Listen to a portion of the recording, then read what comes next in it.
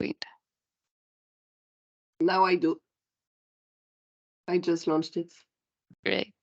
So, welcome everyone to the 10th and final webinar of this series of sessions hosted by the BECoop Consortium. Thank you very much to all of our participants and our two guest speakers for finding the time to join us today. My name is Nina.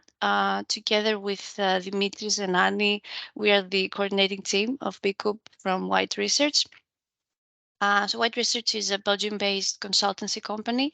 We're part of the research department where we undertake EU-funded research projects under programs such as Horizon 2020 and now Horizon Europe. In our research department, we specialize and focus on fields such as consumer behavior, market analysis, stakeholder engagement, EU policy, strategies, business modeling, and others. And we do that in key sectors, including energy, bioeconomy, circular economy, agriculture, smart cities, and others, among else. Today's webinar is about exploring the different angles of stakeholder engagement in developing a community bioenergy project. So the BECoop Consortium has been holding this series of webinars since November last year, aiming to cover all the different aspects of community bioenergy projects development, from the more technical ones on biomass, supply chain, district heating, and biogas plants, to more financial insights, business models, and the different policy frameworks. You can find the recorded sessions in our website, more specifically in the knowledge exchange platform dedicated section.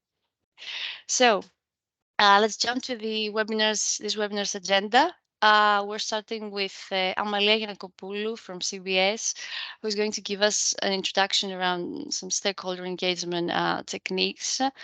Then moving on, we have our first guest speaker, Karel from Ecopower, who is going to share with us his experience from one of the pioneering initiatives in the community energy field. And then last but not least, we have our second guest speaker, Hanspeter from SEV, the South Tyrol Energy Association in Italy, who will give us some insights on how things work in South Tyrol. And of course, we're going to wrap up with a Q&A session in case there are any questions. So I'd like to give the floor to Amalia. I'm going to stop sharing my screen. Thank you, Nina. Just give me 1 second to share my... Can you see my screen? Yes. Okay. Yes, we can. Thanks again, Nina, and welcome to everyone here today. I would like to start with a simple question. Why is stakeholder engagement so important? Because it actually creates renewable energy projects and contributes to clean, fair, and democratized energy. We can say, in other words, that it is necessary not only for the initiation of such project, but also their retainment. We need to remember that strong and active membership is actually the key element that distinguishes the energy communities from other top-down approaches, such as big energy companies. Now, how do we implement stakeholder engagement? What we need to remember. First of all, we need to know our future members very well before they come to us and say, I would like to join the community and pay for the membership. We need to know actually who are these people are and what they can bring to the team. And as soon as we identify them, then we choose wisely our communication tools and strategies. So we are going to be using them in order to engage further with these people. Now, talking a little bit more specifically about bioenergy community projects, it is advisable at the initial steps to map the stakeholders that we want to involve in our project, because as we can see in the table, there are different stages in the process of the development of such a project. And it is wise to make sure that there is a representation of all the types of stakeholders that we need to involve. And for example, when we start building our team, we want to invite people from our local community. We want to involve other renewable energy cooperatives that can bring actually experience and knowledge. We want to have the local authorities on our side and not against us. We need to bring local enterprises and public institutions. And then we need to have a very clear idea of who is going to be responsible for the assessment and the collection of raw material, the biomass, who is going to be involved in the actual production of bioenergy, who is going to be the investor, and who is going to be implementing the project's business plan. This is a very indicative table of stakeholders. You can learn more about each type of actor in our BECoop replication handbook on our website.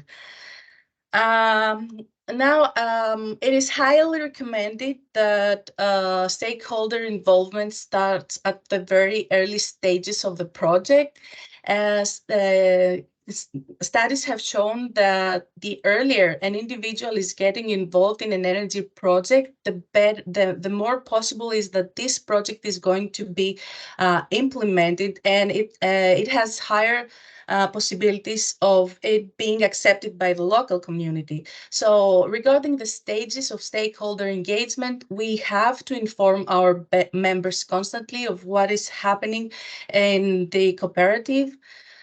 We need to consult them. That means that we have to take into consideration their opinions and their ideas. We need to involve them by inviting them to participate actively in, for example, a new innovation project. If we want to expand, for example, our activities, we want to take advantage, if I may say, our members' knowledge, expertise, and experiences.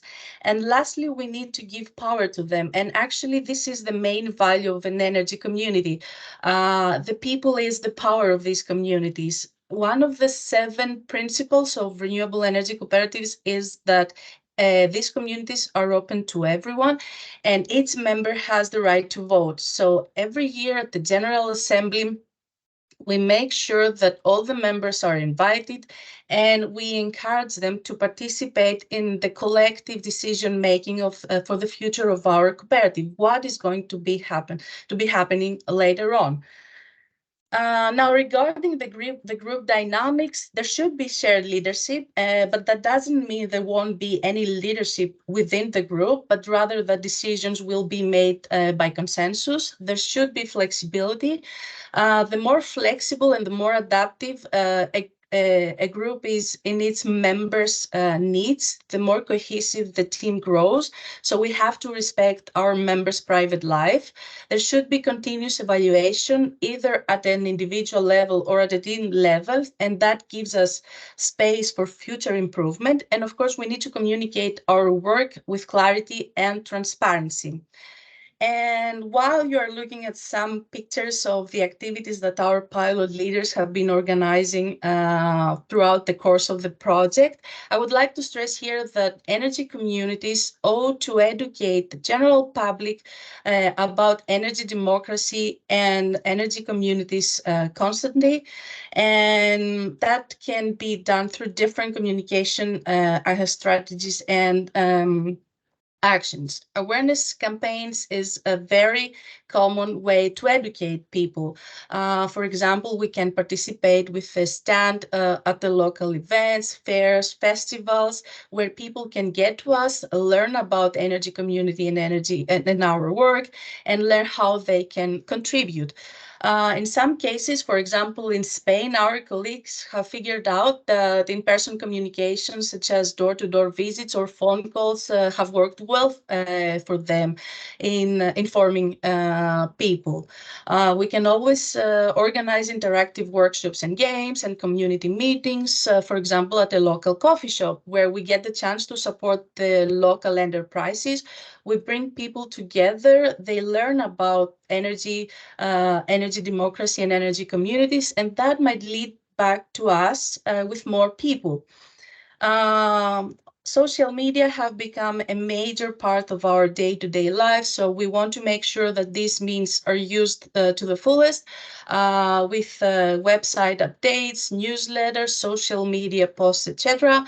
And of course, we can support this action with some printed materials such as brochures, leaflets, or posters around the city. But again, we need to respect a little bit the environment. We don't need to overdo it and start distributing leaflets all around the city.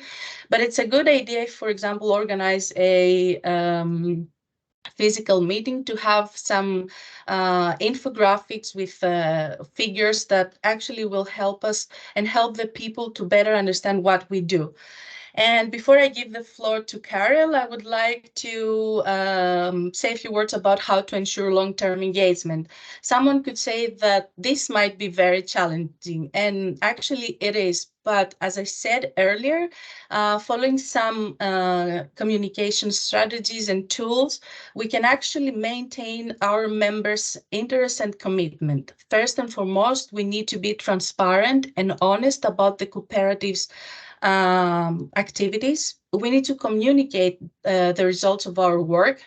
We need to be open to receiving feedback, comments, and complaints coming from our members. We can always use relatable language to build up our public identity. We can always plan the meeting and communication frequency so we don't overwhelm our members. And this is very important that we have to respect our members' personal time, particularly at the beginning of a project where everyone is working on a voluntary basis. We need to be very sensitive and respect these boundaries. We can always use resources and strategies to promote our teamwork and create a positive environment. And of course, last but not least at all, some fun never hurt anyone. So it's always a good idea to organize some fun activities and celebrate our achievements, no matter how big or small they are, because this way we show people that is actually happening something here. So we need to remember all these strategies, and we can enhance the commitment of our members. And that's it from me. Thank you very much. Thank you very much, Amalia, for your insightful presentation. And as you mentioned, this information is greatly presented in our replication handbook, which you can find online. I'm gonna post the link there. And the floor now goes to Karel. Okay. Share my presentation. Yes, thank you. That should be it. Yes, thank you. Great. Okay. Listening to Amaria's presentation, I really recognized a lot of things from the work that has been done in Ecopower at the earlier stages. And this reminded me also that in my presentation, I didn't have any attention to those aspects, but that's very good that we had Amalia's presentation up front. So Ecopower is an energy cooperative in Flanders. We can be considered as an energy community according to the European definitions as we have now, and it's only recent that Ecopower is getting active in bioenergy in general. It's to say we are producing wood pellets for domestic use since 2015, so quite a while, in an attempt to give members of the cooperative an alternative for their domestic heating. Instead of heating fuel, they could choose for wood pellets. That was the intention. In reality, this turned out very differently because the prices for heating fuel and for natural gas or for fossil fuels in general stayed very low. So it was very difficult to get with these pellets directly to our members. Now, my presentation today really is about how to get away from this fossil fuel gas, which is we all know it was for a very long time. It was and still is abundantly available. We had a very secure supply from different sides, in particular in Europe from the Russian side, and the cost was low. And I think this is the same in many regions in Europe, that when you're looking in the buildings, in particular in centers of cities and municipalities, the main heating source is natural gas. Now we all know this has suddenly changed. It started in the autumn of 2021. Suddenly prices were rising to a level we could never imagine before, followed by the Russian war in Ukraine still ongoing, the use of the gas supply as a weapon, in fact, in the Russian aggression, and all the ongoing, so leading to insecurity of supply and the ongoing political tensions that we still have. So and beside of that, we all know already a very long time that for meeting the climate goals of whatever government level in Europe, a strong reduction of the use of fossil fuels in general is crucial. And we still remember the COP in Glasgow where this was stressed, but nothing happened really until this crisis came in the autumn of 2001. Now, this made already quite some time also at Ecopower, we were assisting on our members or trying to advise them in their choices for their domestic heating. And the picture in the meantime is very clear. What concerns new buildings or existing buildings that are thoroughly renovated, combined with the deep energy renovation, there we know the actual state of the art of technology of heat pumps can do all what is needed. They can take care of space heating at low temperature, and in addition, they can take care of heating the domestic or the sanitary hot water that is needed in the house or in the building. There already I put a note that as we clearly see this in Flanders. I know this is very different in other regions in Europe, that the fraction of energy that is needed for heating, when you divide it over space heating and hot water, this is very different wherever you are in Europe. In Flanders, this traditionally was the majority, or let's say 80% was space heating and only 20% hot water. But as buildings become more energy efficient, this fraction between the two forms of or needs of heating energy are changing, and the one of hot water is getting more important. Another important note I put already here because I know these questions usually are coming. Heat pumps can do both, and it's necessary when a building is very well insulated. The risk of overheating in summer or at any moment of the year is getting bigger, and there's a need for cooling. With heat pumps, you can do both. This is very different from the traditional house or building where there was only heating, there was no cooling present. Now, we talked about new and renovated buildings, but statistics say that the vast majority of the building stock all over Europe are existing buildings, and these renovation rates, the rate of new buildings that are coming every year, it's rather low. I checked the statistics in Flanders. I don't know in other regions, but I can assume it's more or less the same. It's between 1 to 2%. So if you would think we do the energy transition for heating by renovating all the existing buildings, we would need 30 to 100 years to make them all to a level that heat pumps can do the job. And of course, this is far too long, looking in the actual situation that we urgently need an alternative for gas. And I know this slide is very busy. I apologize for that. I apologize also that I didn't add nice pictures. I'm always late, and this presentation was really a long time in my head, but not made until yesterday evening. So I just put the main idea here on the slide. That is the concept approach Ecopower is developing now in Flanders, in our region, with our cooperative structure we have. It's a quite big structure already. We have close to 70,000 members, and we're talking to mainly basically all the bigger cities in Flanders. You know, Flanders doesn't have big cities, but let's say around 100,000 inhabitants, a bit more, a bit less. That's the cities we're talking to, and with this concept.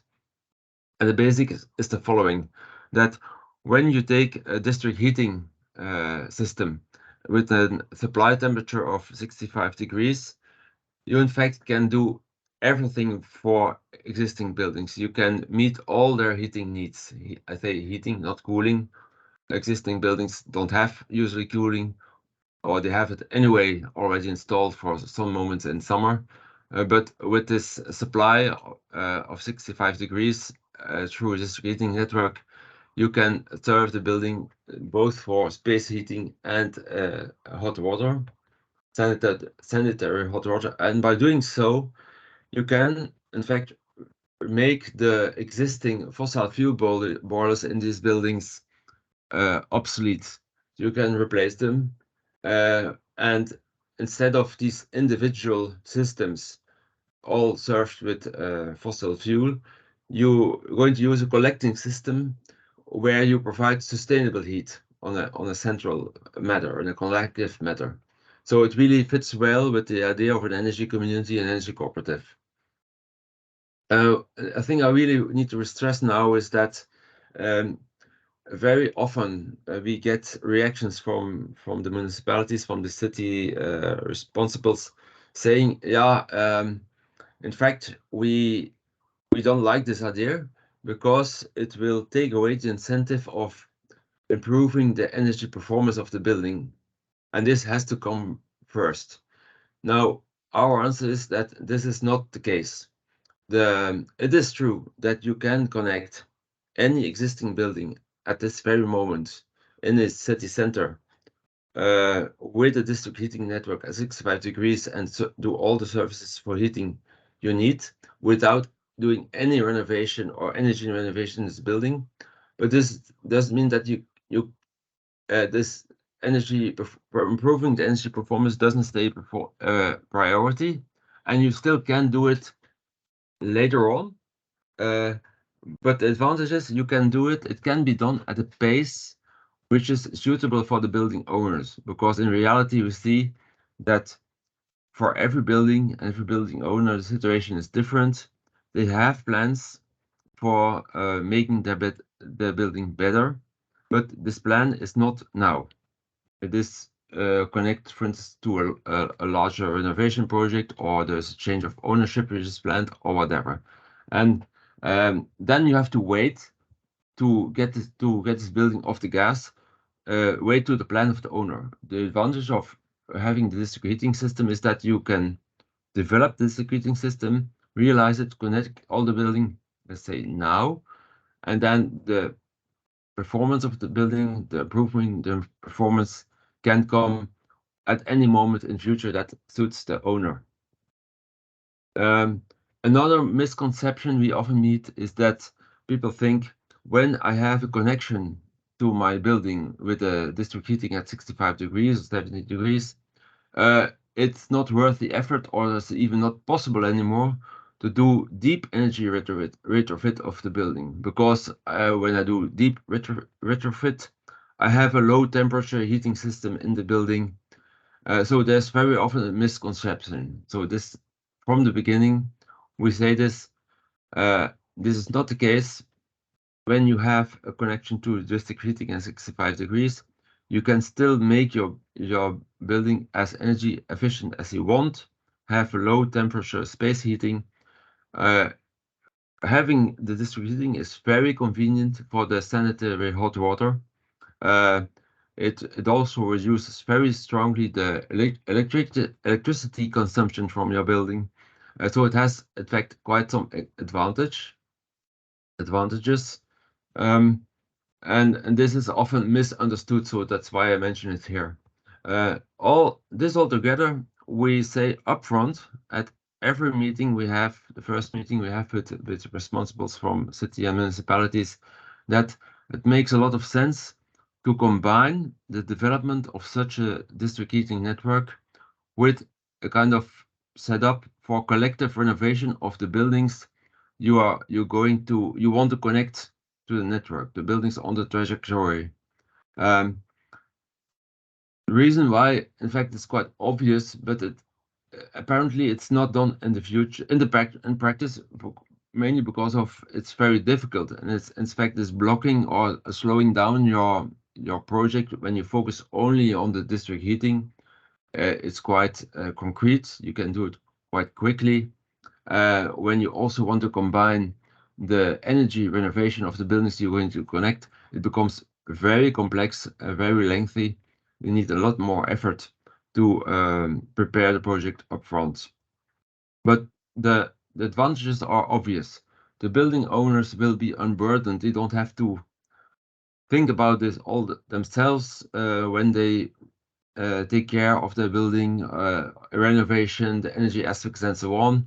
They leave it up to a central party who is also doing the development of or a consortium of parties, stakeholders that's doing the development of the district heating network.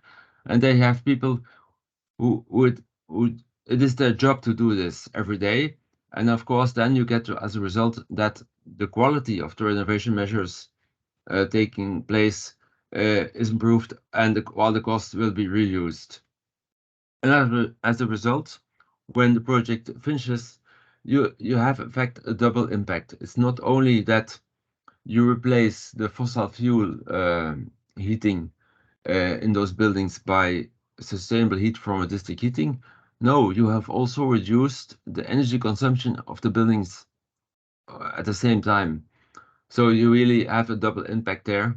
And this is finally a message the municipalities, the cities really can appreciate, because it has a very big impact and very clearly measurable impact on which they can note in their climate plans.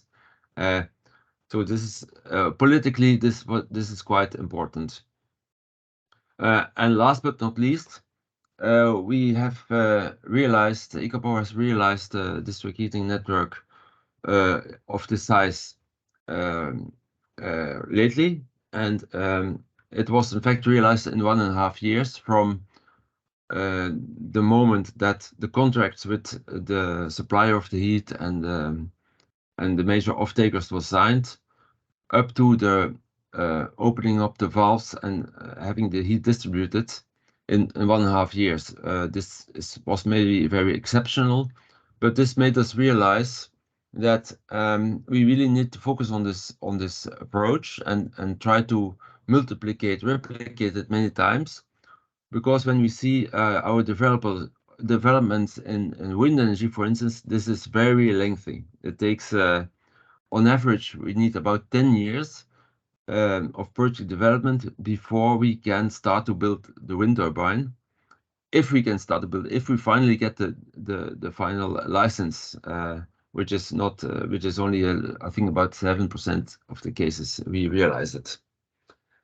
So this is in brief the concept that we propose with this district heating networks at a higher temperature, high enough to replace the fossil fuel boilers. Of course, this is not feasible like that everywhere.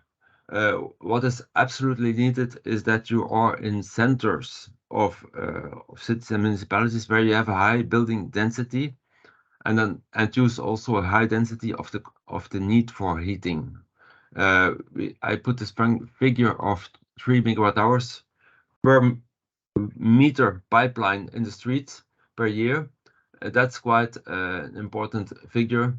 if you don't reach this, it's simply you don't need to spend time in developing this network further, this district heating network further, because it will not be profitable. We need figures of this size minimum. It's in fact quite low. What is important also is the mix of buildings, and luckily you have this very often in the center of cities and municipalities. You have people living there, you have people working there, you have apartment buildings, you have elderly houses, you have some kind of public buildings. Very often you can make, let's say, a branch to a hospital or a sport facility with swimming pools. So you have a better profile of the heating needs over the year. And in places where people live together, you have all these functions quite often together, and then our approach is feasible. Except when nobody wants to connect, of course, and nobody, even the majority, big majority, should sign in to connect when this is realized. And this is the point where the energy community aspect, as just highlighted by Amalia so well, kicks in. This is of huge importance that all stakeholders around such a project are involved. And first of all, we need absolutely the local authority to be very motivated, very much into it, to reach this very high degree of connectivity to the district heating network from the beginning. So before you order the works, you need on paper that building owners will connect when the project is realized. The collective renovation aspect, for us as district heating developer, it's not really needed. In fact, it's working. We would even prefer the building owners don't do it, because then they consume more energy and our investment becomes more profitable. But of course, this is against our mission. We want energy efficiency upfront. So that's why we really push for owners also to sign in for this collective energy renovation project, that they join it. But realistically, 50% is already quite high. So those figures of participation of building owners on the trajectory are very high or very ambitious. But we think now it's the moment to be ambitious in the actual energy situation worldwide. The moment is there to make the switch to clean heating also. So why all this? Why am I saying all this? And I didn't even talk about biomass. Well, to have a district heating network at 65 degrees is in almost all places that we note that we have studied now in Flanders. You need biomass, very simple. There are no sources of heat available in the powers or in the megawatt hours per year, or controllable, or at the temperature level that you need for such a district heating network at this temperature. With biomass, in particular wood, of course, you can do this easily, and the examples are everywhere, or many places in Europe, but not in Flanders, and not in such a densely built environment. So the concept we developing now is that we have very compact boiler houses. This means also we're talking about small projects, not like 50 megawatt thermal, but rather like up to one megawatt for one boiler house. So it can be containerized, and you can site it, you can place it, you can find a spot somewhere on the trajectory of your district heating network where there is space, where you have like 10 by 10 meters, and you can gently put such a container and do some camouflage that it looks nice and it is acceptable for the people living around. Though it must be acceptable, it must be possible to get there with a big truck when you provide the fuel, the ships or the pallets. And there we think in Flanders, often we will choose for pallets because the energy density of pallets is of course much bigger than even dry wood chips. We will need dry wood chips in order to control the emissions. The flue gas should be clean enough, fine dust removal. Anyway, going with pellets, the frequency of refilling the fuel tank, let's call it like that, it's one compared to chips, it's 1 to 4 almost. So very often we will be choosing for pellets.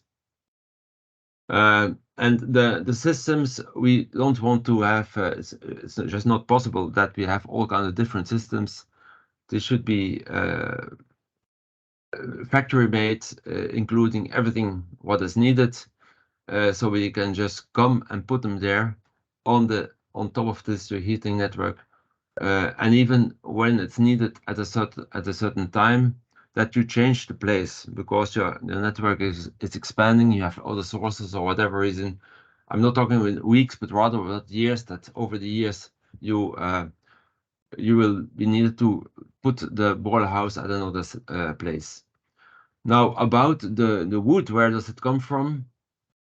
Up till now, with our wood pellet manufacturing plant, we were producing the EN Plus pellets or the ENA1 or the DIN Plus pellets for domestic use. This is not necessary when you do this kind of district heating boilers, which are larger systems, 100, 200, up to 1 megawatt, kilowatt, up to 1 megawatt. They can have pellets or wood chips, as I mentioned already, and with bark and everything.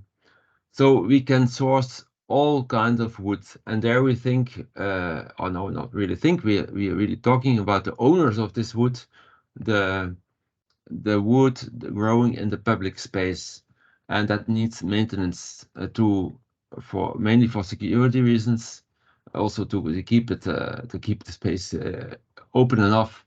So in parks, along roads, along highways, railways, canals, and so on. And talking with the public operators in Flanders about this wood resource, we find out that it's quite impressive.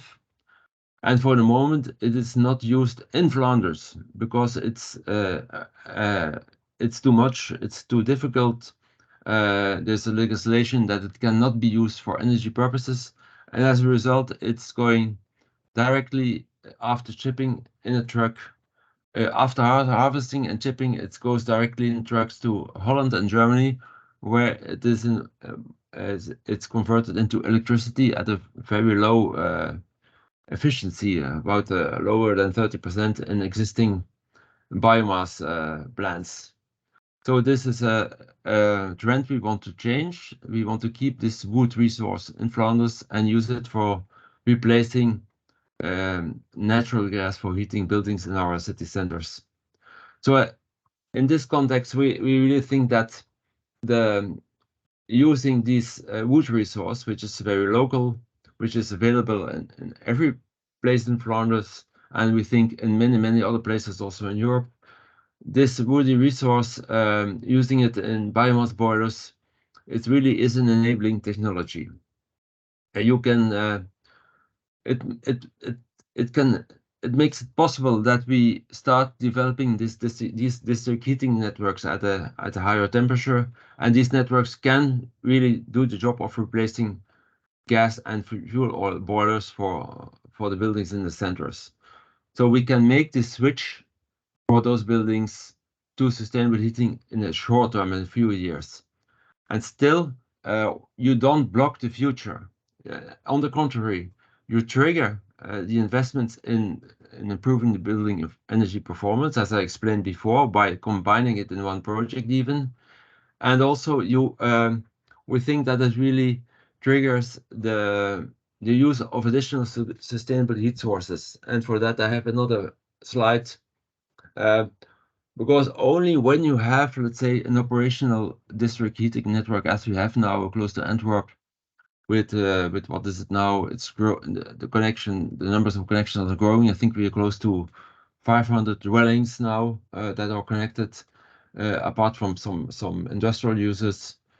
We think that once you have such a network available, only then you can connect additional sustainable heating sources. You need the network to be operational with energy consumption on it, heat consumption on it, in order to take, let's say, to qualify and calculate the risk for investing in, so for instance, solar thermal, which is like crazy. When in Flanders, it's okay on a single family house, but even then it's not, let's say, profitable. People do it because they think it's better than using gas or electricity. But when you combine the solar thermal with the district heating, it's almost a no-brainer. Because in those city centers, in the summertime, the heat need is much lower, and you can, with solar thermal, you can do everything during the summer months. It becomes also profitable. That's the major point. In fact, it becomes profitable when you do it on the level of the network, and you provide and you sell the heat to the buildings connected, instead of doing it on every individual building with all the problems. Then it becomes too expensive. And then, of course, you have very innovative things that are happening now. We see it happening on the market. The heat pumps that also can provide the higher temperatures, and they use heat at a low temperature. Of course, in soil, in geothermal, or in large water bodies. Quite important is also sewage and sewage stations, the effluent, where you have a very constant flow of their cleaned sewage water, which is a very good energy source. But unfortunately, this is mostly quite at some distance from the centers. So you cannot do it starting from that. You need this existing district heating network before you can really look into those options. Very exciting what we saw recently in Holland, where we have a project with direct electric heating. Very strange for me to see that, but it was connected. There was a direct electric connection with this heater. This heater was directly connected with a wind turbine, a large 4 megawatt wind turbine, and there was a PV plant in the planning also, a large one, 1 megawatt peak, and they only used electricity to produce heat when there is power in excess. So at the moment that the electricity market goes negative, you get you wouldn't get any money for the power of your wind turbine. So then they use it to produce heat, or when the value is very low. So these novel concepts, you can only put them in practice when you have an existing district heating, where you can convert these energy flows in usable heat, and heat that you can sell to users. So if you and this is a very important argument we always have to stress during our talks with cities and municipalities, when you see this future, you will end up with a situation that you will need year after year less biomass in your district heating network, because, as I mentioned, we give incentive for improving the building performance, so they will consume less energy. Your district heating network becomes more effective, and then with the additional sources you can add in, you need less wood to provide the heat, or you can do it with the same amount of wood and the same number of wood boilers, even when you expand your network. And you end up eventually that the biomass is only needed at some moments at peak demands or as backup when other systems fail. Now, this was all said by Amalia. The role of the local authorities or any stakeholders in general around such a project. Now they fit well with the European definition of energy communities, and there we really see the role of existing RESCOPs, existing energy cooperatives, and local authorities to work together to really create energy communities that bring together all relevant stakeholders to make such a project, such a district heating network, integrating the energy efficiency aspects, integrating the aspect of locally sourced biomass to make this happen and make it successful. Because you really can bundle then all relevant financing capacity, the know-how of all the stakeholders and the workforce, which is really necessary to make it start. Voila, I think that was my presentation. I hope it didn't take too long. So thank you for your attention. Thank you very much, Karel. It's very interesting hearing all these insights, clarifying all the technical aspects, the importance of putting emphasis on energy efficiency of the buildings, of the reduction of energy consumption, as well as the misconceptions you have identified. As this definitely help in the building of the stakeholder engagement strategy, tailoring all the messages, and having, I guess, a more meaningful engagement after all. Thank you very much. It's still a concept. We're working hard to make it real, and we hope that by the end of the year we can have the first projects really getting into practice, ordering equipment, ordering works. It's ambitious, but I hope we make it. Thank you very much, Karel. And I think now we can move on to our second speaker, the president of SEV, Hanspeter Fuchs. Hi to everyone. Just a question. Should we share the presentation, or can you click? Because I'm not allowed to share anything. Okay. Do you want me to share them then, or? If it's possible, you can share it. Yes, of course. Yes.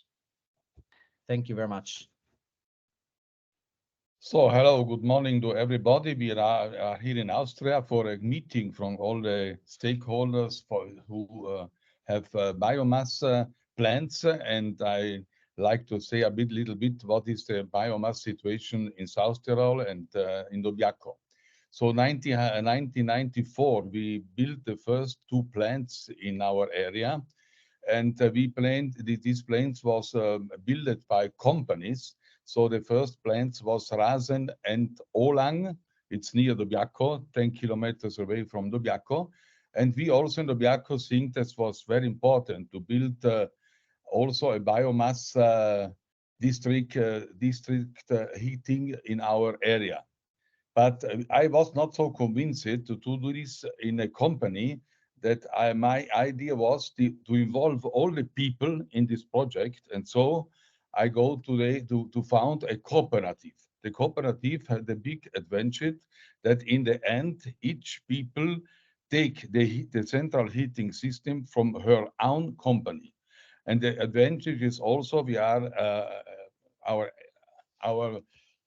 let's say our Community.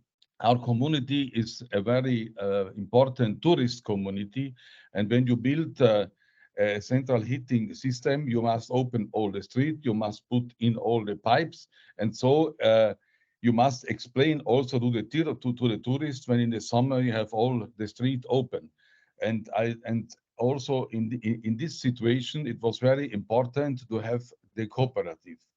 We are in our plant, we use only clean biomass from wood, and the biomass came from the local farmers, and came from the South Mill, what are near the central heating system. In South Tyrol, in this moment, we have 79 plants built in the last years, from 94 till now. And after the example what we have do in Dobiaco, more than 50 plants were all built in cooperative with this system. So the system from the cooperative was a very important decision for our future. And we see this in our next slide. We see that in 1998, our neighbor community, it's away 5 kilometers from Dobiaco, decide also to build a biomass plant. And we also look over, it's possible to connect the community to our plant in Dobiaco. And if we don't have the cooperative, then surely this was not possible. That the members or the people from San Candido, Inichen, in this moment came in the company, and they have all the same value like the people from Dobiaco. So only this was decided. If, for example, we have a company, then sure the people, we don't know company, they decide over us. No, in this case, all the people decide who is the president of the company. He will verwaltet, so he as a council administration of the company. And so I think that this was a very, very good idea and a very good thing to go in this spirit. The spirit from the company in the end is one for all and all for one. And the people the people are very happy of this situation. When you think that only in Dobiaco we have more than 1,000 members in the cooperative, they can decide what the cooperative will do. They receive each year we present what is our balance from the company. They can decide who will be the members here in front of the company, and they are the most. That was my idea, that they have the impression that they take all the advantages from the own company. They are owner from the plant, and from this plant they take the energy. So this was a very successful project from our area. We can go to the next slide. So yeah, here then we can say that the plant was a big plant. We have installed 2 boilers with one with 12 megawatt, one boiler have 9 megawatt, and so we also we take also energy.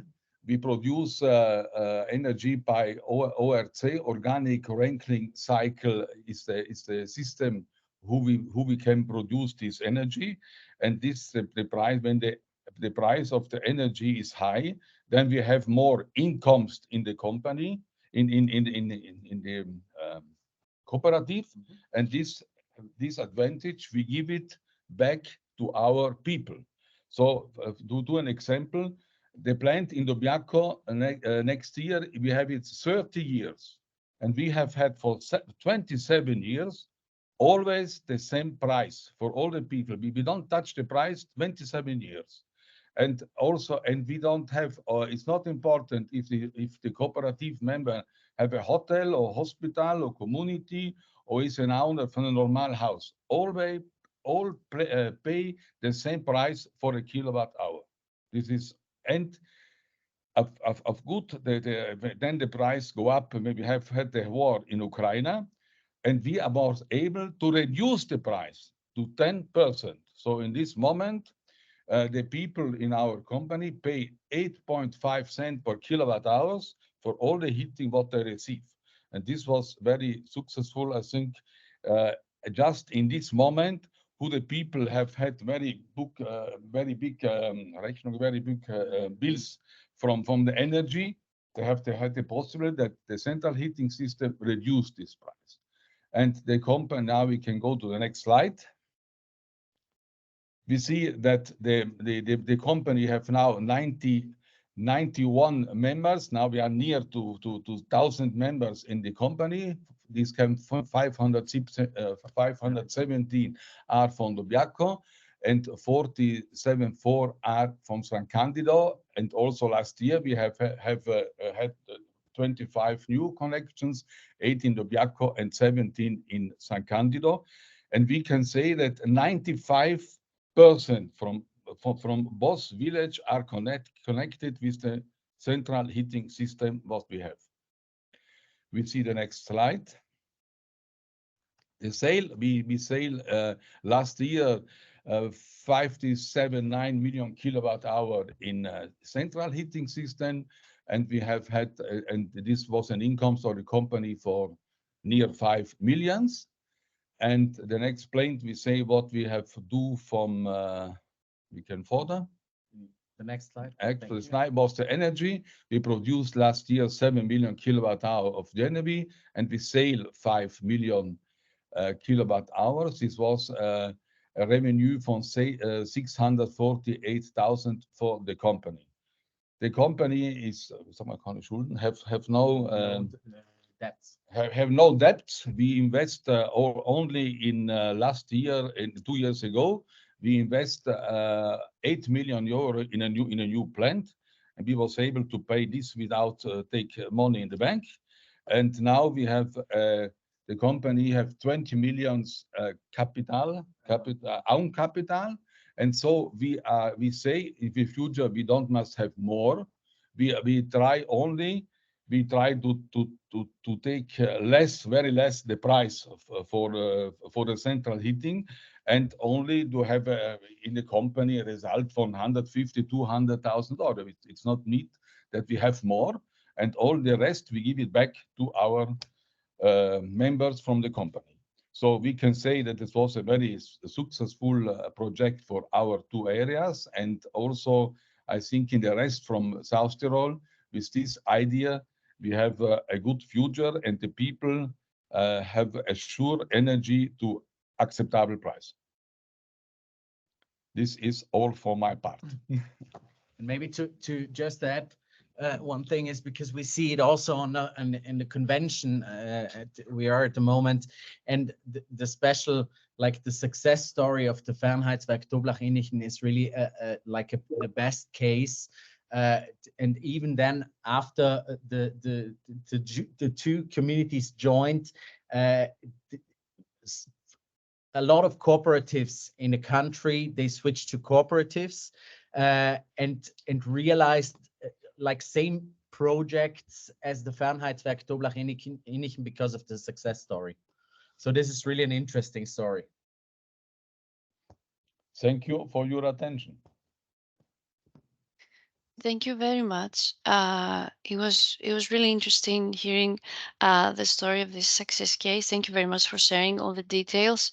It's really nice seeing how the 2 neighboring areas partnered up, cooperated, and came up with a very successful project. Thank you very much.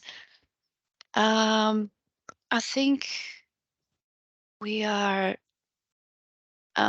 It's about, I think, yeah, we've been running for an hour, so I don't know if there are any questions.